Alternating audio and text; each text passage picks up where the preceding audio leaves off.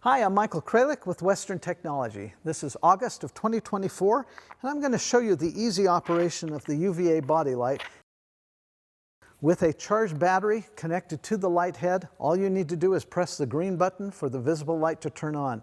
Keep pressing the green button and you'll cycle through the different modes of the visible operation. Press the red button on the opposite side, it will switch off. At any point, you can turn on the UVA lights by pushing both buttons, the red and the green button, holding them in for about 5 seconds until it switches to the UVA mode.